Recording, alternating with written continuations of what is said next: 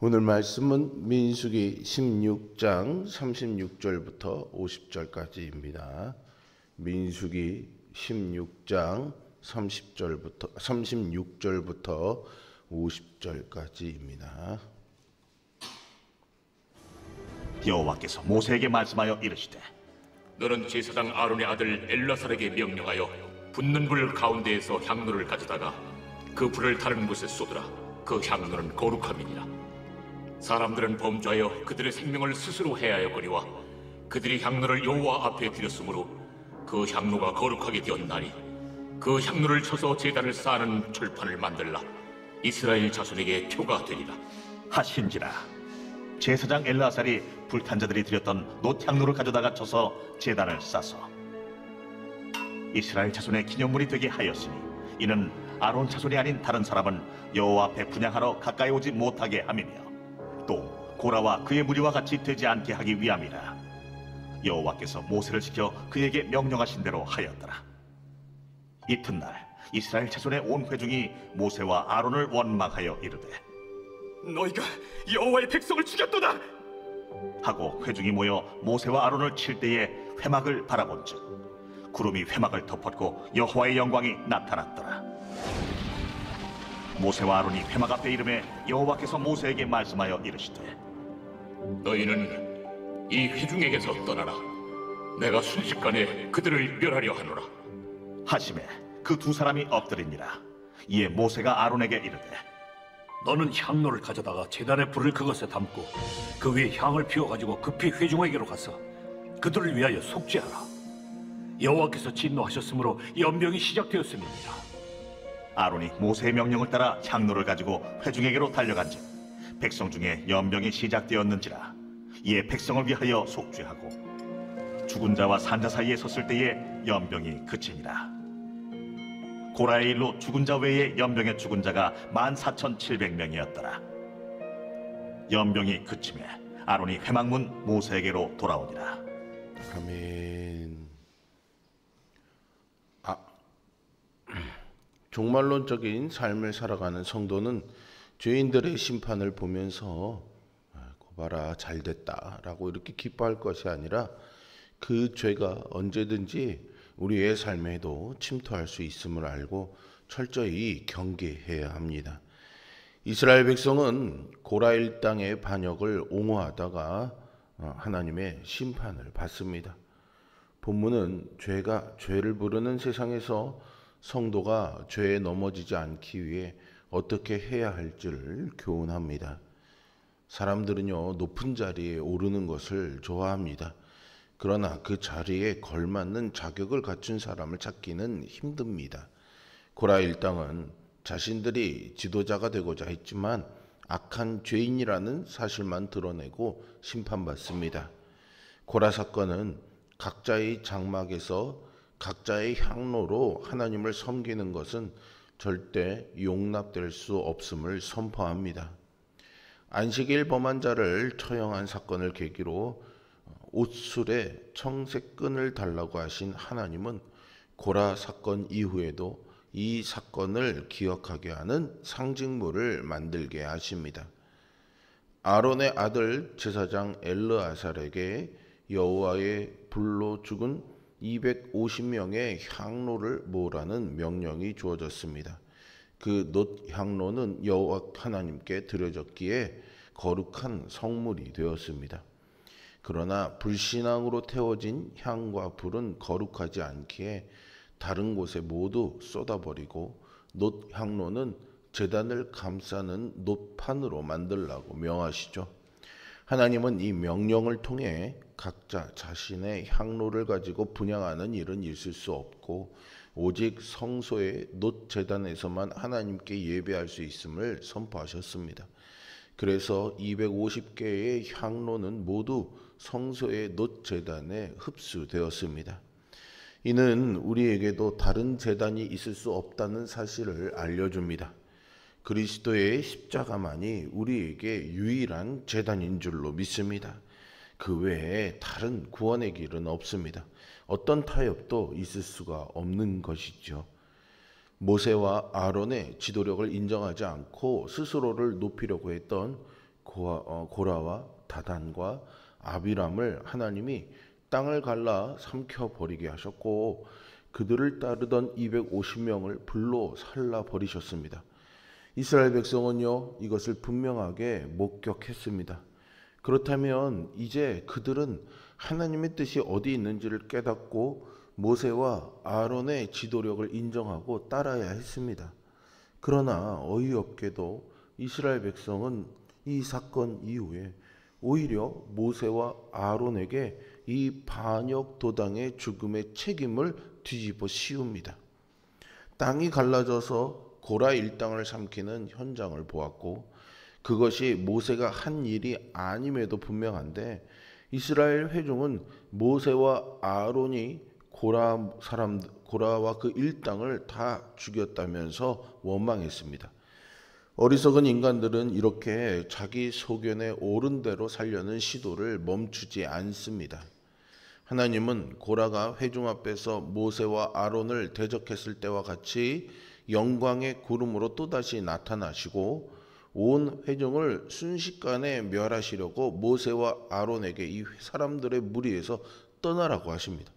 만약 모세와 아론이 그때 하나님 앞에 또다시 중보하지 않았다면 거대한 살육이 일어났을 것입니다. 지금도 예수님께만 구원이 있다라고 말하면 마치 독선적인 것처럼 보여서 이를 비방하면서 자기들 나름대로의 신앙생활을 하겠다고 하는 자들이 여전히 있습니다. 하지만 하나님은 그런 태도를 절대 용납하지 않으십니다. 죄인의 피가 흐르는 인간에게는 그 죄가 누구에게 가르쳐주지 않은 것임에도 불구하고 답습되어져 왔습니다. 그래서 하나님은 다른 불로 분향하다가 죽은 나답과 아비후의 교훈을 잊은 이스라엘 백성에게 고라 무리의 일을 기억할 수 있도록 반역자들의 향로를 쳐서 제단을 쌓는 철판을 만들라고 하신 거죠. 고라 무리의 최후를 보고서도 오히려 모세와 아론에게 그 책임을 뒤집어 씌우고 원망했던 이스라엘 백성들을 향한 하나님의 진노는 거기서 멈추지 않고 연병으로 나타났습니다. 모세는 아론에게 향로에 제단 불을 담아서 회중 안으로 들어가 속죄하라고 지시합니다. 120개의 향로는 놋제단을 쌓는 데 쓰였고 대제사장 아론의 향로만이 속죄의 도구가 될 수 있었던 것이죠.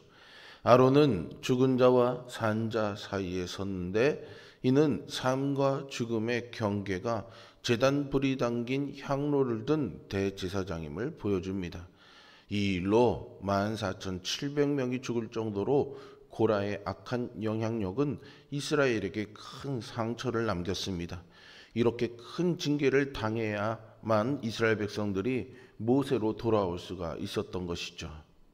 이스라엘 백성은 재앙으로 죽은 사람들에 대한 잘못된 온정주의와 하나님의 역사를 보지 않고 사람 중심으로 생각하는 인본주의적 사고로 반역을 답습합니다. 죄악은 이렇게 교묘하게 우리를 속이지요. 슬픔을 당한 사람들과 함께 슬퍼하는 것은 당연하고도 옳은 일입니다.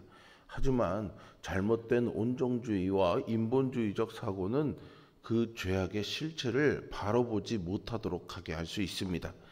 사탄이 이스라엘 백성들을 분열시켜 하나님의 백성으로 살아가지 못하게 하려는 시도는 바로 이 틈을 타고 들어오는 겁니다. 죄악을 심판하신 분은 공의의 하나님이십니다. 성도는 심판받은 죄인을 동정하는 것이 아니라 죄악을 경계하고 바른 길을 걸어가야 하는 것이죠. 교회가 온전한 복음 위에 바로 서 있지 않으면 오늘 고라 일당과 또한 이스라엘 백성들과 같이 큰 징계를 경험할 수밖에 없습니다. 징계당하고 회복의 길로 들어서는 것보다 징계를 당하기 전에 주님을 신실하게 섬기는 것이 훨씬 낫지 않겠습니까? 우리 모두가 절대로 이 복음 외에 다른 길을 넘보아서는 안 되겠습니다. 그리고 평범하다, 평안하다 할 때 더욱더 진실되게 하나님을 쫓는 믿음의 사람들 되시기를 바랍니다.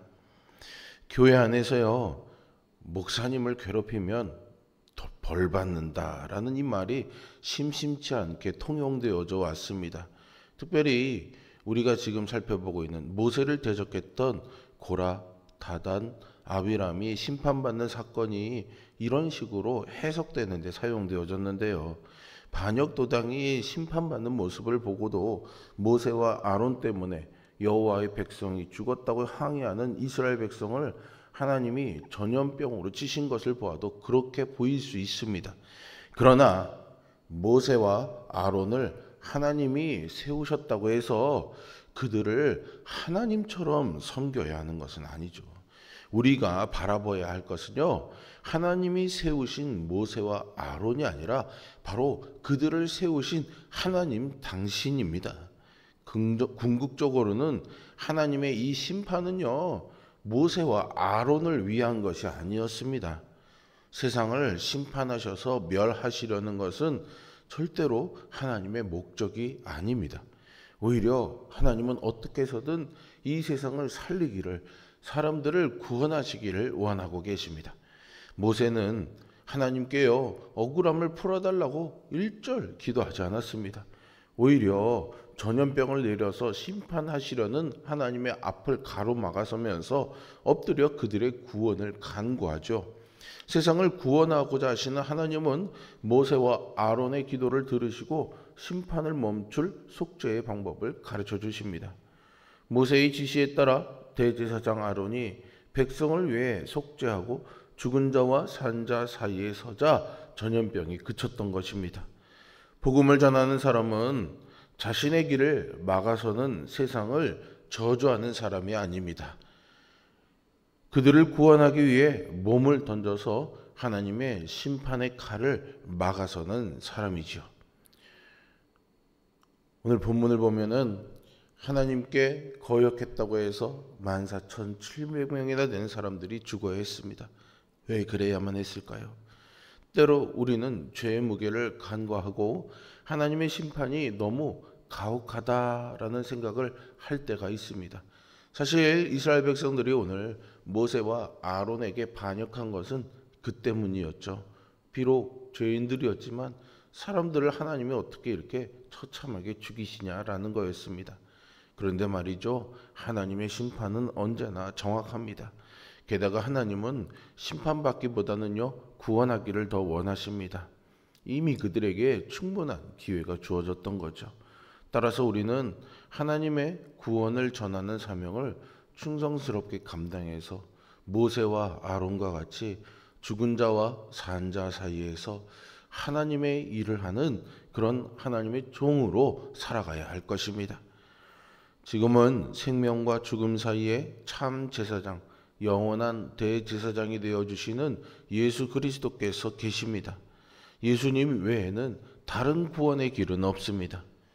그런데 우리의 주변엔, 아니 어쩌면 나도 고라와 다단과 아비람 같은 사람으로 살아가고 있는 것은 아닌지 돌아보게 됩니다. 이러한 거짓된 진리에 현혹되는 사람들이 참 많습니다. 온정주의와 인본주의로 이렇게 잘못된 길을 선택하는 이들이 참 많습니다. 세상의 풍조에 휩쓸려 하나님의 말씀이 아닌 것에 현혹되어서는 안 되겠습니다. 우리는 오직 예수, 오직 믿음이라는 이 진리 위에 바로 서 있어야 합니다. 고라의 반역 사건의 발단은 모세와 아론의 지도권에 대한 불만이 아니었습니다. 하나님은 모세와 아론의 영적 권위를 세워주심으로 당신의 뜻을 밝히셨습니다. 모세와 아론은 참된 지도자로서 위기 상황에서 목숨을 아끼지 않고 헌신함으로 공동체를 구했습니다. 우리의 공동체에 때로 원치 않는 일들, 혼란스러운 일이 닥칠 때 우리 모두가 모세와 아론처럼 믿음 위에 서서 온전히 회복되는 은혜를 구하며 하나님 편에 서서 살아가는 그런 믿음의 백성 될 수 있기를 주님의 이름으로 축원드립니다. 기도하겠습니다. 선하시고 진실하신 아버지 하나님, 오늘도 이스라엘 백성들의 반역과 여전히 그들을 향한 하나님의 구원의 계획이 이루어지고 있음을 보면서 우리도 하나님의 뜻에 순복하며 그 섭리 가운데 살기를 소망합니다. 하나님께서 원하시는 것이 무엇인지를 따르는 우리들 되게 하여 주시옵소서. 내 중심으로, 내 감정에, 내 기분에, 내가 생각하는 오름에다가 하나님의 뜻을 적당히 버무려서 마치 하나님의 뜻처럼 살아가는 것처럼 반역하는 이스라엘 백성 되지 말게 하여 주시고, 모세와 아론처럼 오히려 자신들을 비방하며 저주하고 죽이려 하는 이스라엘 백성들을 위해서 하나님 앞에 엎드린 그런 믿음의 사람으로 살아가게 하여 주시옵소서. 오늘도 하나님의 신실하심이 우리를 붙잡아 주시고 인도해 주시기를 소망하며 예수 그리스도의 이름으로 기도합니다.